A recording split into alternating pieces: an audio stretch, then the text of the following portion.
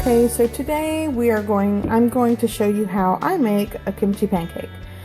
So to start off, I'm starting off with about, this is probably about 2 cups of chopped kimchi. It's roughly chopped.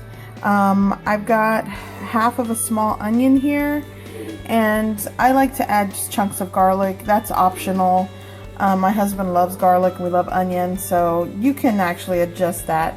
But the basic, a good ratio of kimchi to flour, here's my flour. A good ratio to kimchi to flour would be like a cup of kimchi to a half a cup of flour. So since I have 2 cups of kimchi, I'm going to use a whole cup of flour. Okay, so first I'm going to just toss in my kimchi and all the kimchi juice. And then to make it a little bit more, to make it smaller, I like just to take my kitchen shears and I go in and cut it. You can chop this on a chopping board, but the thing with kimchi is that it'll stain your chopping board because of the, the juice. So anyways, I find this easier.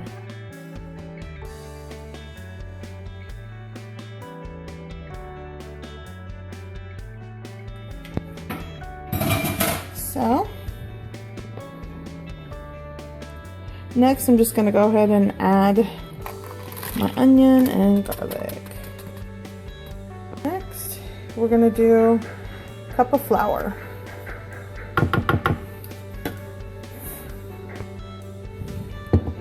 Okay, so now I'm going to season the flour with a pinch of salt to your liking to taste.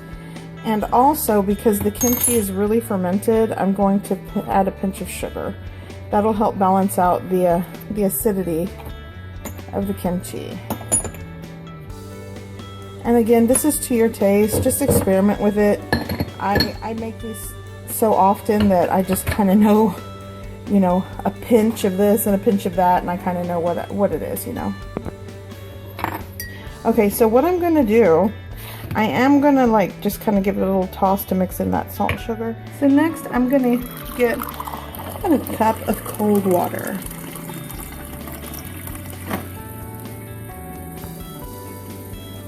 And now I'm going to add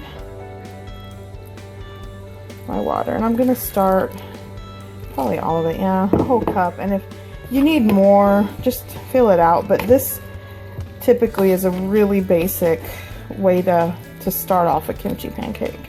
And one thing I like to do, and this is actually what my husband likes to do, is he likes to make this and he likes to let the batter rest.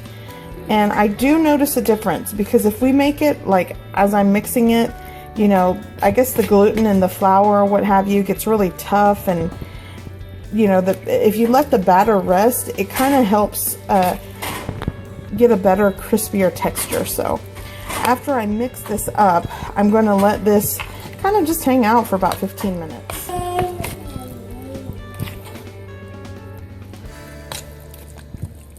Now I will say this, after mixing it, what I like to do sometimes is add tuna, some tuna fish, and that's also tasty. So, you can throw a can of tuna in this, and it makes a delicious meal with rice and side dishes. So anyways, that's another option. But right now I'm just going to do a plain kimchi pancake. Okay, so here's what it looks like. And all I've done is added a couple tablespoons. I did probably three tablespoons of canola oil, vegetable oil, whatever you have. Okay, so here we go. One-handed here. Let's see if I can do this.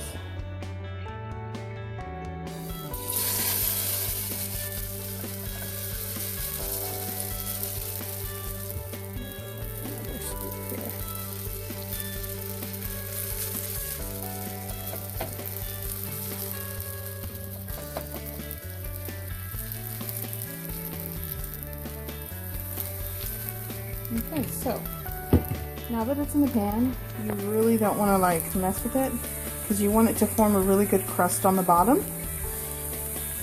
And a little story about kimchi pancakes, which I'm sure you know Korean culture, is well, at least my husband, he loves to make kimchi pancakes on rainy days because the sizzle of the frying pancake sounds like rain. So today we had rain, and he texted me and said, I want kimchi pancakes, so that's what we are having for dinner.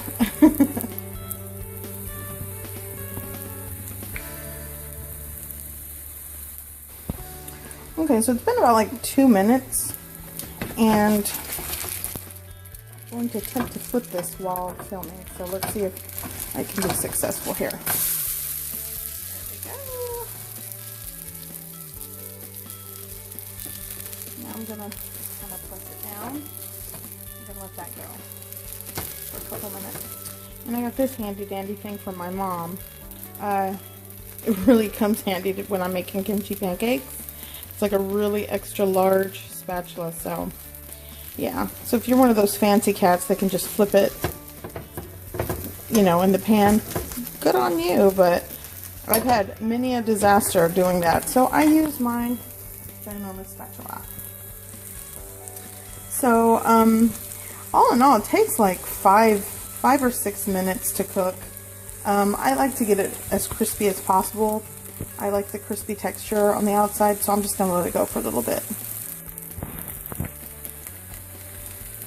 Okay, so I flipped it one more time. You just want to kind of press it down a little bit, just to make sure it all cooks evenly.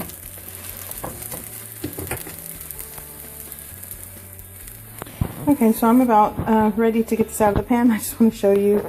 I'm just going to use a nice, I have a couple paper plates because these are thin and flimsy. I'm just going to flip it right onto this paper plate. It'll absorb any excess oil, and I'll show you how I cut it.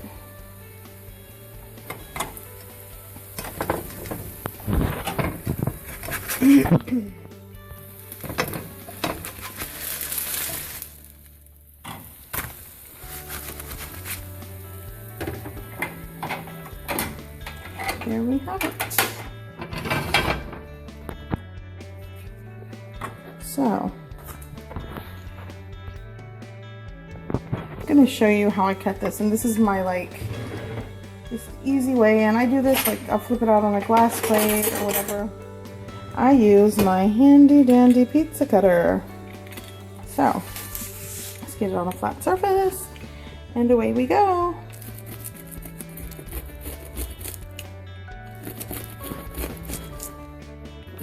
And I just cut it into squares, so you can just pick up little individual pieces with our chopsticks. Listen to the crunch.